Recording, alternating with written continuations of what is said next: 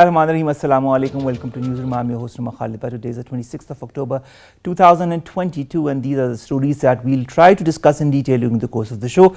We will begin with tomorrow. That is going to be observed as Black Day across Pakistan. Why? Because it was on this very day, that is the 27th of October 1947, that the Indian troops marched into the Indian illegally occupied Jammu and Kashmir. Since then, have not only continued with their barbarities and of course violence against the people who have been living there, but also have denied them their right to self-determination, their right to decide what they want to do. To add to their miseries, since the 5th of August 2019, the Articles 370 and 35A was scrapped as well, as a result of which the Indian illegally occupied Jammu and Kashmir region further lost its autonomy. Nevertheless, the resolve of the people to fight against all forms of tyranny continues. Their protest continues, and tomorrow will be a continuation of that in the form of a Black Day, where there will be a shutter down strike within all of the Indian illegally occupied Jammu and Kashmir region, and also there will be various walks and different seminars that will be held tomorrow all across Pakistan, because the government of Pakistan will also be observing it as a Black Day. This is going to be our first segment, the atrocities that are being perpetrated and have been perpetrated on the Kashmiris since 1947. Our second segment, ladies and gentlemen, concerns the relationship between the Islamic Republic of Pakistan and the Kingdom of Saudi Arabia. Now, our Prime Minister Shehbaz Sharif was on a 2-day official visit to the Kingdom of Saudi Arabia, where he also met with the Saudi Crown Prince Mohammed bin Salman, and a lot of positivity emanated from the meeting between the two leaders. Our Prime Minister said that he is awaiting, and the people of Pakistan are also waiting for the Crown Prince to visit Pakistan, which he will inshallah shortly. There is also a keen interest in from the Saudi side as far as investment in Pakistan is concerned. This was shown when our Premier addressed the Future Investment Initiative Summit in Riyadh, and of course talked about the issues that plague Pakistan and the world in particular. This is going to be our second segment. Then we are going to talk about poliomyelitis. Polio cases, ladies and gentlemen, have increased to some extent within Pakistan, and now as we've already told you, there are only 3 countries where polio cases are present across the world, in which Pakistan is one. Now the number of polio cases across the country this year has now risen to 32. Last year it was 65 environmental positive cases. We can only talk about that. We can also only talk about the work that the polio teams are doing in order to give the polio drops to the children below the age of 5. Then we will talk about the health impacts of extreme heat. The Lancet Countdown report says that the world's continued reliance on fossil fuel increases the risk of food insecurity, infectious diseases, and heat-related illnesses. This is going to be our fifth story. And then lastly, we'll be talking about Saudi authorities that have decided to release Pakistanis over the Masjid-e-Nabvi incident. If you remember, in April 2022, there was a heckling incident when our Premier was in the Kingdom of Saudi Arabia, and there were arrests made of various Pakistanis. Now, upon the deliberation of our Prime Minister Shehbaz Sharif during his visit to the Kingdom of Saudi Arabia, the Crown Prince Mohammed bin Salman has decided to pardon all the Pakistanis who had been arrested as a result of that heckling incident. This is going to be our last story. Let's begin with our first, and that concerns the Black Day that is going to be observed tomorrow in Indian illegally occupied Jammu and Kashmir and all across Pakistan. More in the following report. India is continuously violating all international laws and conventions in Indian illegally occupied Jammu and Kashmir, and is using black laws like Public Safety Act and Unlawful Activities Act to arrest and kill innocent Kashmiris. Kashmiris on both sides of the line of control and the world over will observe the 27th October as a Black Day to convey to the world that India has occupied their motherland illegally and against their aspirations. The day will be marked by a complete shutdown and civil curfew by the people and protest marches. Rallies and seminars will be held in Azad Jammu and Kashmir, Pakistan and all over the world to condemn the invasion of territory by Indian Army on 27th of October 1947. In their desperate attempt to crush indigenous Kashmiri freedom movement by strong armed tactics, Indian troops in their fresh act of state terrorism martyred one more Kashmiri youth in Indian illegally occupied Jammu and Kashmir. The Modi-led fascist Indian government revoked Kashmir's special status in flagrant violation of international laws in August 2019 and is settling non-Kashmiris in the territory against United Nations resolutions. India must be punished for violating global laws and agreements in Indian illegally occupied Jammu and Kashmir, and UN is morally bound to help resolve the lingering Kashmir dispute as per its resolutions and aspiration of Kashmiri people. Advocate Pervez, Ahmed, General Secretary of the APHC, joins us in the studios. Thank you very much, sir, to have joined us.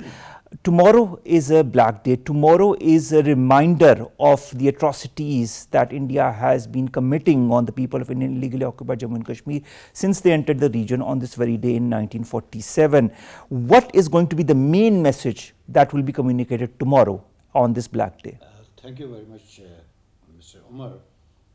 I would like to thank you and Pakistan Television that we have been given, the All Parties Hurriyat Conference has been given an opportunity to speak to the audience and especially to the international community, because as you know, in Jammu and Kashmir there are media it's choked and no news is coming from Indian occupied Jammu and Kashmir, and I think this is the platform and where we can get opportunity, we get opportunity to speak to the people.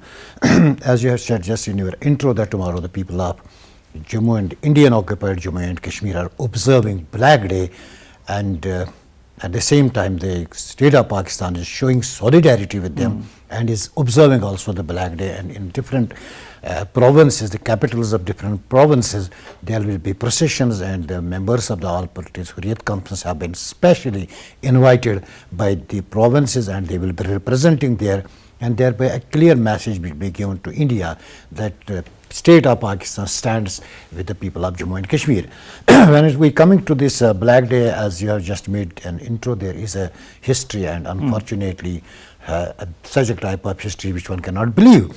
That is that when on 27th of October, when India occupied state in Jammu and Kashmir, we know the fact that on 14th and 15th of August, this Indian subcontinent was divided because there was a resistance against the Britishers, and as a result of that, two colonies, I can say India and Pakistan, they were liberated and they were decolonized, but unfortunately a state of Jammu and Kashmir, which was a sovereign state, which has its own flag, its own constitution, its set of laws, unfortunately on this day, I can say in this year, in 1947, a sovereign state was colonized by India. And since then, India has been trying to colonize the hearts and minds of the people of Jammu and Kashmir, which it has failed to do so far. Because people of Jammu and Kashmir believe that the matter was taken to the United Nations by India. And it was India who asked that there should be a referendum and people of Jammu and Kashmir should be given a chance to exercise their right to self-determination. It was India whom in different communiques to state of Pakistan, the then head of the state wrote different letters. Even Lord Mountbatten had made the commitment, who was the Governor General, that people of Jammu and Kashmir will be given an opportunity to exercise their right to self-determination. And Prime Minister, the then Prime Minister of India, Jawaharlal Nehru, in his statement said they don't believe in the forced marriages, and people of Jammu and Kashmir will be given opportunity to exercise this right to self-determination as a result of the United Nations resolution.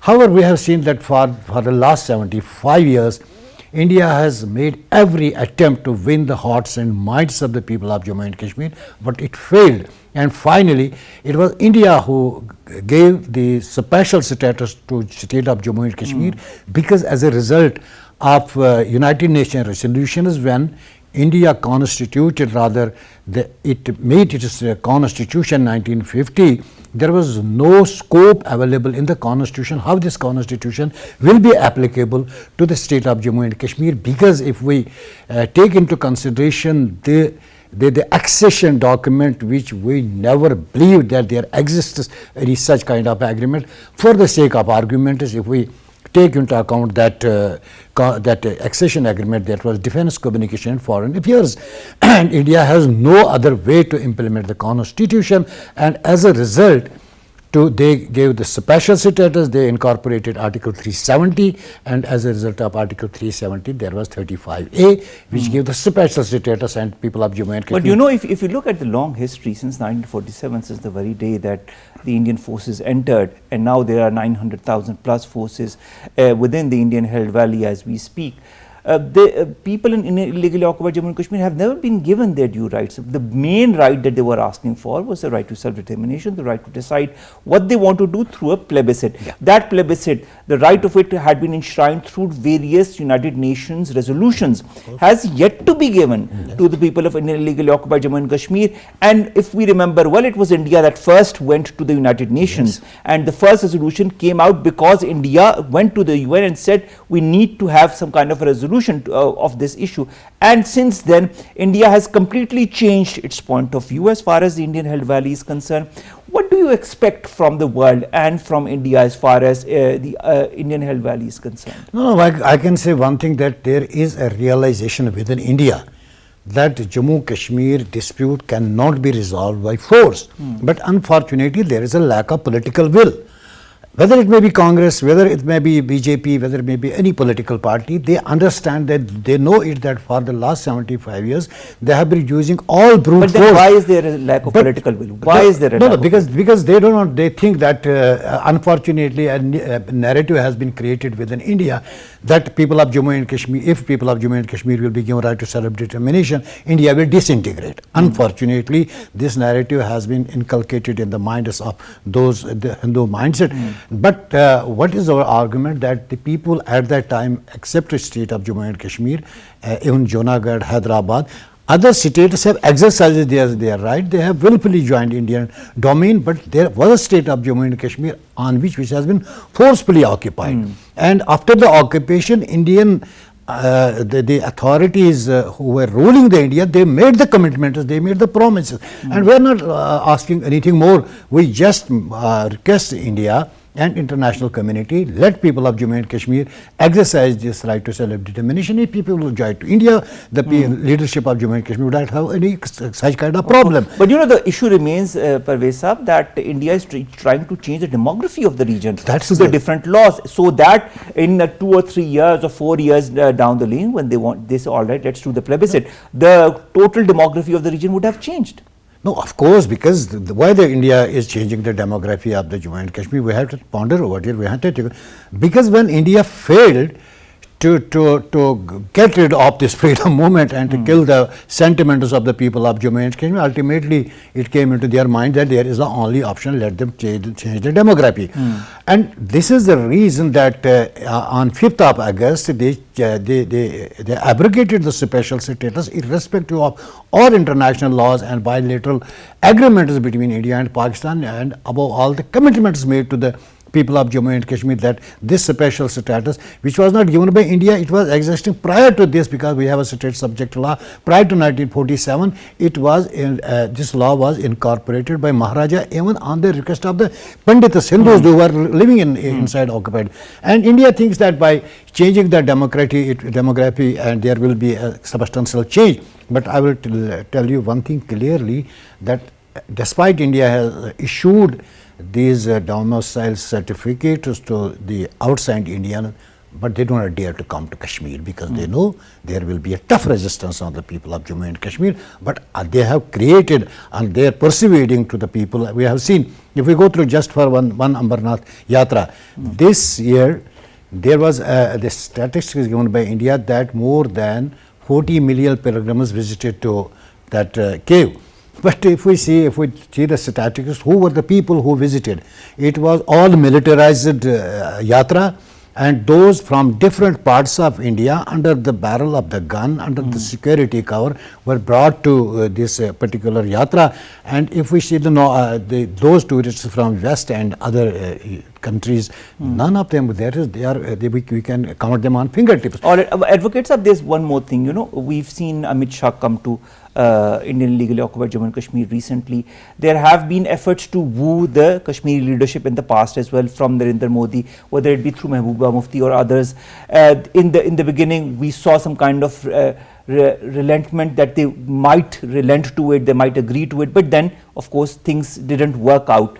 What is the ultimate thought or plan of the current Indian government as far as the Indian illegally occupied Jammu and Kashmir is concerned, and what needs to be done by the people of the Indian held valley in order to thwart any negative attempt that might be made or is being made by the current Indian government? You see, when we talk of Amit Shah's visit, he tried his best to meet those we can say mainstream political leadership, but the mainstream leadership has come to this understanding that they served to India for the last 75 years, but on 5th of August there was no room for them. They were also detained, they were put behind the bars, although they played very well for the past 70 years, they played a soft separatism.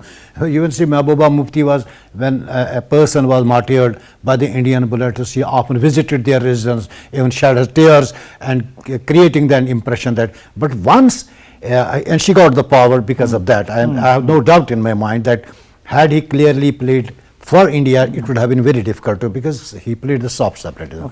But this time when Amit Shah visited Indian occupied Jammu and Kashmir, they tried to create new political party and make and break. We have seen that the people, they are influencing the people within PDP, within National Conference, creating new political parties, and in order to create a mess in Indian occupied Jammu and Kashmir, so that there will be more and more participation. But we have seen the past record that the people of Jammu and Kashmir have never participated in these elections. I will just remind you one election, that is 1987 election, which was contested under the banner of Muslim United Front. Sayyid Ali Gilani was in this election, you can say Sayyid Salahuddin was in this election, and different political leaders, even Yasin Malik was in the campaign.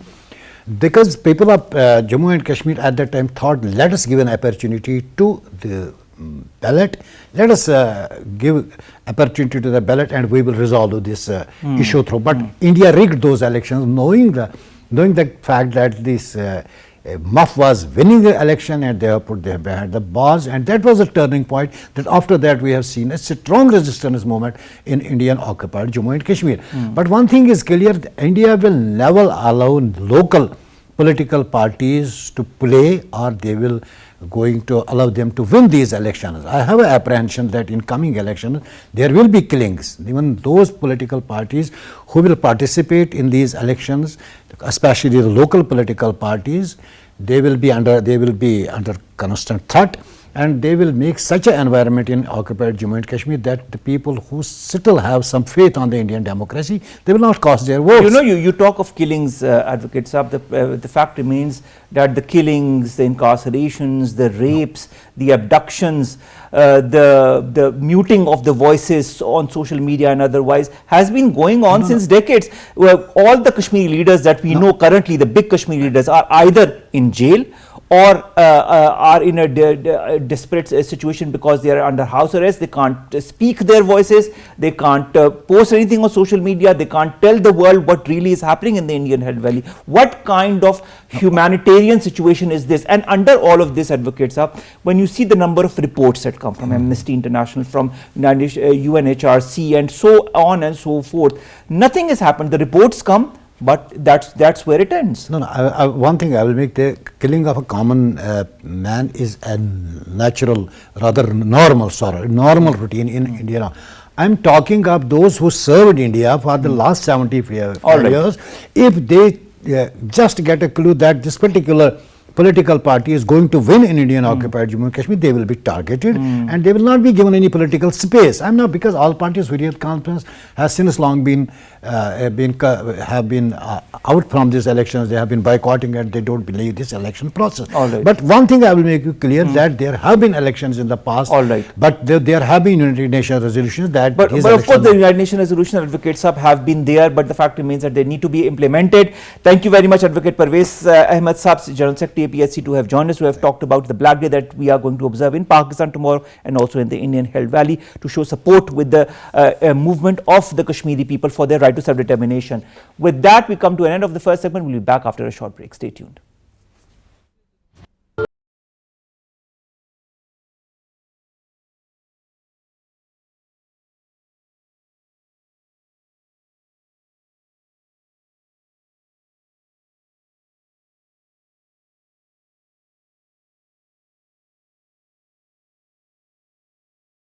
Watching Newsroom, and our second segment concerns the relationship between the Islamic Republic of Pakistan and the Kingdom of Saudi Arabia. We will be discussing that in the context of the recent visit of our Prime Minister Shehbaz Sharif, where he addressed the Future Investment Initiative Summit in Riyadh and also met with Crown Prince Mohammed bin Salman. And of course, we will be talking in detail about the context of the relationship between the two friendly countries, but after this short report.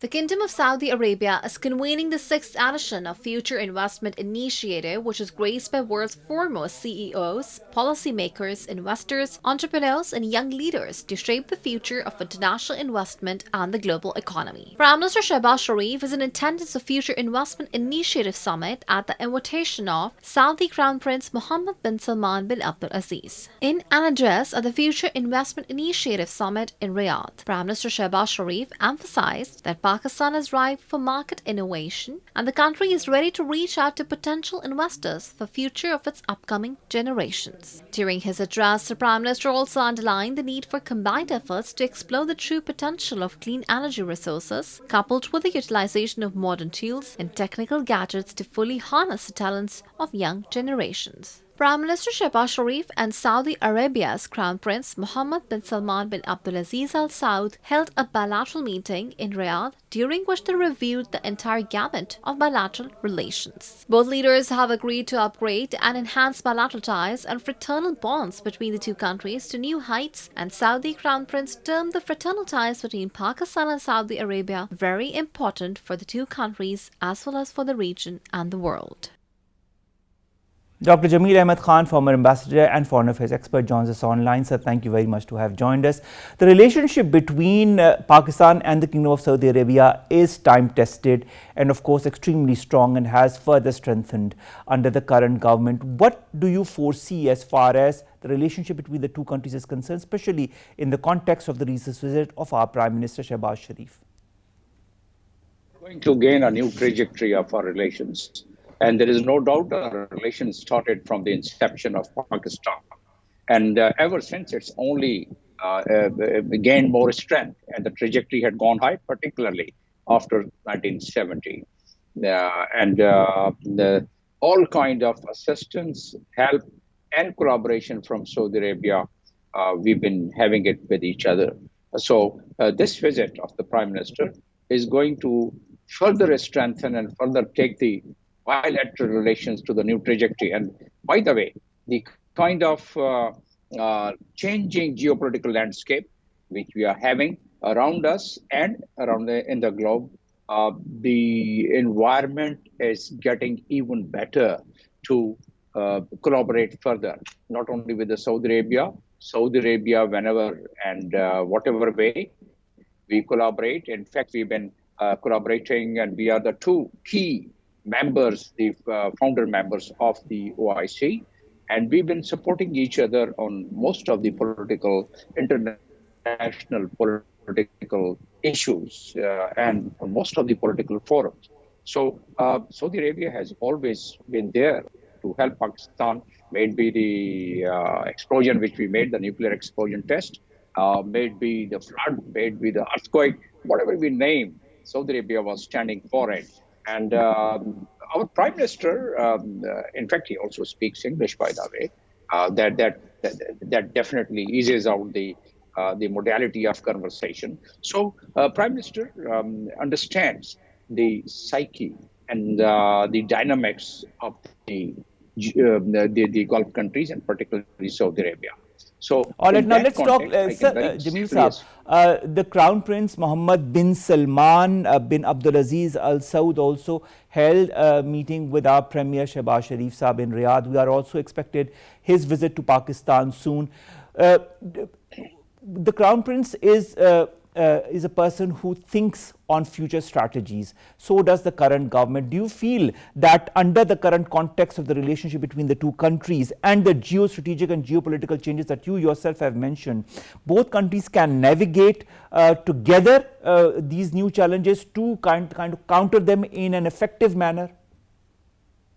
I think they are shaping up in that direction. And I would also refer to the recent OPEC decision with which some of the big powers, very important powers like the United States, they were not very happy about it. And there were some senators who have already made their statements that they should stop supply of the weapons. And here I will also draw your attention and the attention of your viewer that we've been not only assisting Saudi Arabia, but we have been collaborating in all respects so far as the defense collaboration is concerned. And it started right from 77, 78 onward. We've been training their troops. We have the agreement of 1982, whereby we can physically, and we have been sending physical troops there for supporting an internal security. So Saudi Arabia relies on Pakistan on its internal security also. And Pakistan has always stood tall on that particular aspect of Saudi Arabia. So having that in mind and having the new geopolitical landscape, it is quite natural to analyze, and people like myself, we can very conveniently feel and see that the new trajectory of a relation would yield its results and also would be beneficial for both the countries in the coming days. And with this visit, with this visit Dr. of the Prime Minister, the economy of our country is also in dire need of help, of cooperation with other important countries. Do you feel that now that our Prime Minister has also highlighted that and much more at the Future Investment Initiative Summit and has said that Pakistan is open for business, do you feel that the Saudi entrepreneurs, Saudi businessmen will come to Pakistan? Such a great advantage, this very platform of the Future Investment Initiative conference. This was the 6th conference. And imagine there were 6,000 delegates who were present there from all over the world. And they have the quest for the investment around the world. They're looking for it, right? And Prime Minister mentioning all the salient features. And not only 6,000 delegates, but also there were 500 speakers from around the world giving their views about the opening of the avenue for the investment. And Prime Minister's speech mentioning about the youth, yes, Pakistan, 120 million youth in Pakistan, most of them have their mobile phone. That means they are quite savvy of the use of internet. And anyone who can use internet can also get into the innovation and the new technology. And this is what the Prime Minister also mentioned. And this is the 4th popular country where the freelancing is happening. So there are other factors also which Prime Minister has mentioned there, and the youth, the way the youth have the tendency, and this is what the Prime Minister mentioned there. Youth have the tendency of not going for the traditional business, but to go for the innovative business and the entrepreneurship. So all these points which Prime Minister mentioned there, it definitely is an attraction for those 6,000 delegates over there. Besides Saudi Arabia, we have a bilateral relations with Saudi Arabia. We have the strategic relations with Saudi Arabia. But besides that, 6,000 delegates, they have heard the Prime Minister. And Prime Minister has also mentioned the way he wants to facilitate the investors. We understand that we have certain difficulties in our country, but the security situation is much better than what it was a couple of years ago. And from that standpoint, and also very recently we have come out from the FATF grey list. So that's a plus point, although the Finch has downgraded our rating, but that could be taken care of subsequently. So the upgradation of bilateral relation ties with this visit definitely has is quite imminent. What would you say? And then, as you mentioned, the visit of the Crown Prince Mohammed bin Salman, which I can envisage that it's just a matter of just 1 or 2 months that he would be visiting Pakistan, is going to be quite cardinal visit under the fact that the way things are changing around us in the regional geopolitical scenario and the global geopolitical scenario. Now, speaking of Crown Prince Mohammed bin Salman, Dr. Jamil, the fact remains that both him and the current government and our Prime Minister have this desire to move towards clean energy. Do you feel both countries could also work in that aspect together and in collaboration with other countries as well? No, clean energy not only helps the investor, but also clean energy is a requirement of the Paris Accord. right? And the Paris Accord, less green house emissions, less carbon emissions, and also it's quite profiting. That's the future world. If Pakistan is the carbon emission country, which we are not, we're just less than 1%, but any other country for that matter. So it's going to impact the regional countries accordingly.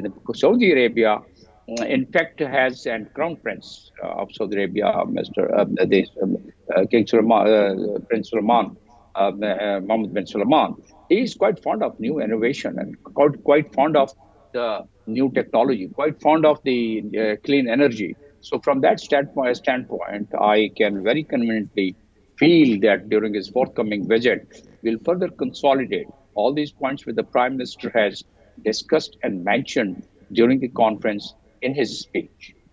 Small and medium enterprises also, Jamil Saab, play a very important role in driving the economy of any country.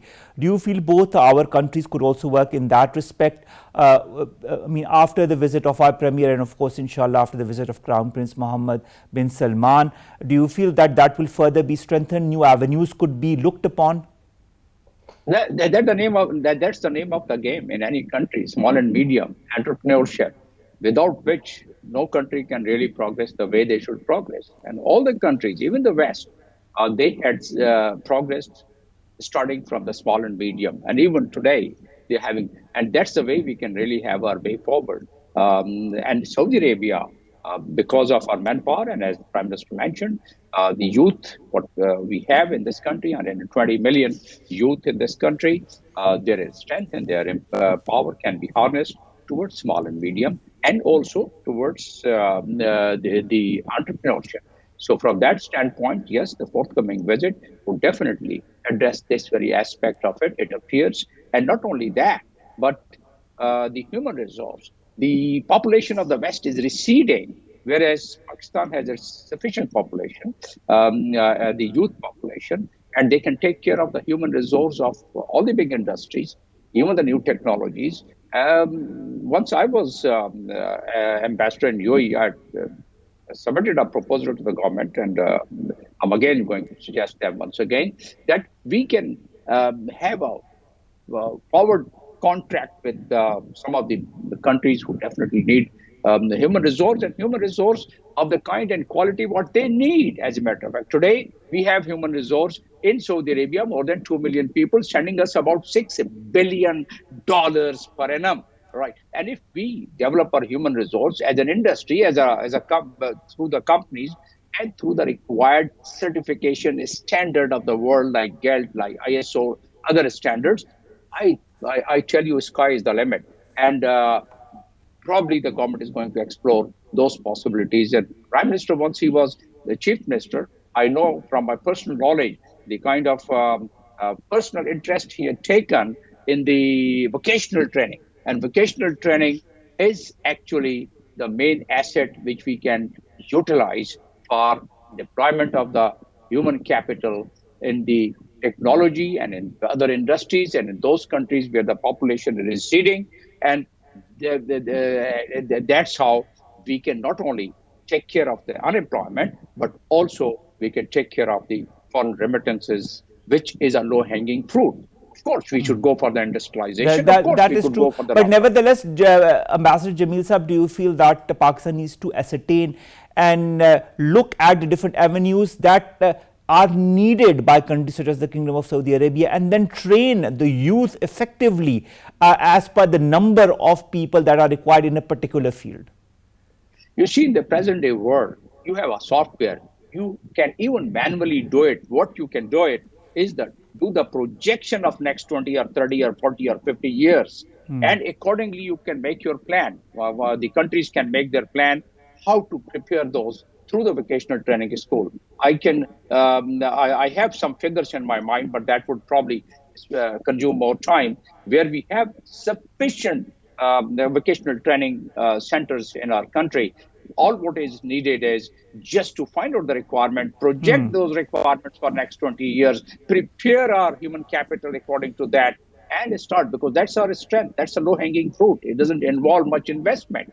And that's how we can start earning some of our foreign exchange very quickly and very easily. There are other ways also, but This 6,000 people who were present and who listened to the Prime Minister's speech, all what we are discussing at this program, they are the points which could be considered by those 6,000 delegations who were there in that Now, you were conference. speaking of you were speaking of the Future Investment Initiative Summit that happened in Riyadh, where our Prime Minister addressed, as you said, 6,000 delegates that were present there from all across the world. He talked about one thing, and I'd like your point of view on that. He said, quote unquote, Pakistan is ripe for market innovation. A new generation of Pakistani entrepreneurs are shying away from traditional businesses and turning their focus and energies to disruptive innovations. Innovative and bold steps in technological fields. How important is that for Pakistan and a more stable and concrete relationship with countries such as the Kingdom of Saudi Arabia? I think there's a very good strength with us, and the Gulf countries. If you recall this country and those people of my age group, they recall the way we helped the Gulf countries, including UAE. All what you see UAE today, they admit, while I was ambassador in UAE, they have been mentioning it to me the way Pakistanis and Pakistan helped them out. And what you see in UAE, including the banking system and all these tall buildings and all the initial systems which were set up, that was set up by Pakistanis.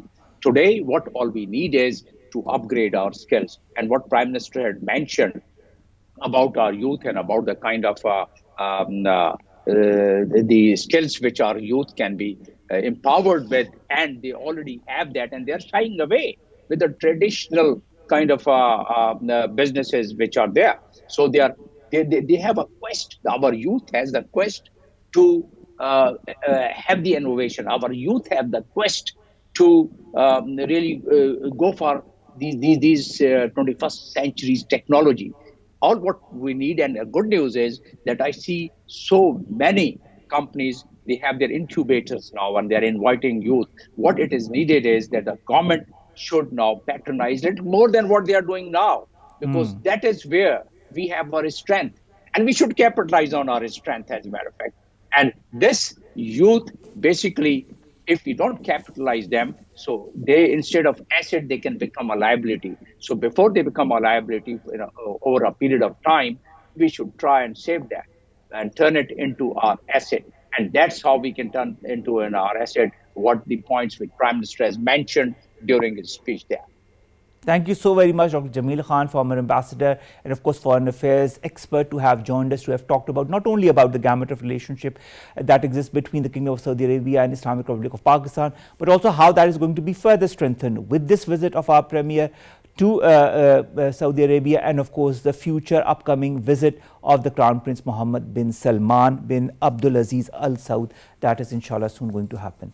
Let's come to our last three stories, in fact, very quickly. The first concerns polio. Now, the National Institute of Health, its polio laboratory, has confirmed the detection of type 1 polio virus. It's a wild polio virus, otherwise known as WPV1, from an environmental sample that was collected from Bannu in Khyber Pakhtunkhwa.